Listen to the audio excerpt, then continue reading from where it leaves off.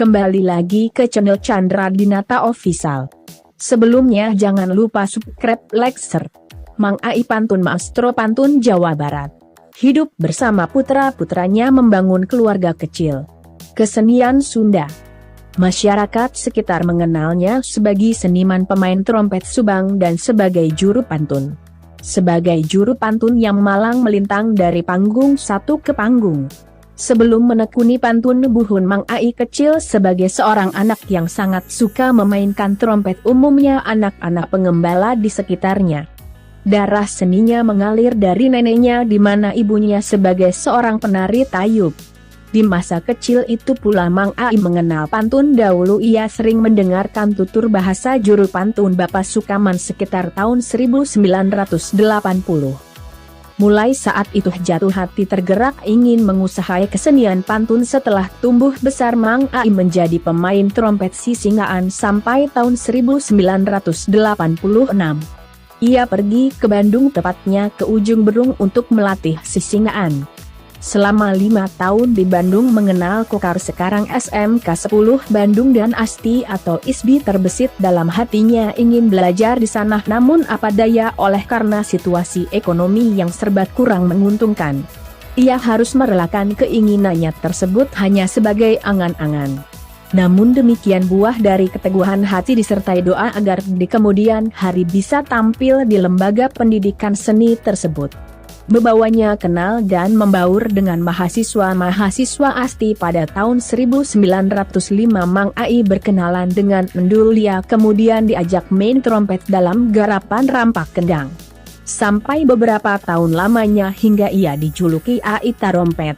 Tahun 2006 Mang Ai bertemu lagi dengan kesenian pantun Sunda buhun yang kala itu juru pantunnya Bapak Aang Didi. Di sini Mang Ai sebagai juru dengar selama 2 tahun. Dari Bapak Aang Didi inilah Mang Ai hafal bahasa-bahasa pantun. Namun tahun 2008 Mang Ai kembali lagi ke Subang. Sekembalinya ke Subang, Mang Ai tidak langsung menjadi juru pantun, ia kembali sebagai seniman tarompet sisingaan.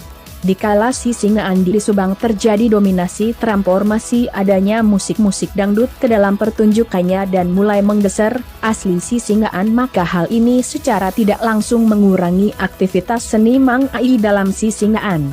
Oleh sebab itu ia mempunyai lebih banyak waktu senggang. Mang Ai mengisi waktu senggangnya ini dengan mengasah kemampuannya mantunnya kepada keluarga Bapak Sutaman. Ia berguru di sana dan mendapatkan pelajaran struktur kalimat, mengenal bahasa Sunda buhun, rajah buhun, serta cara memainkan kecapi pantun buhun.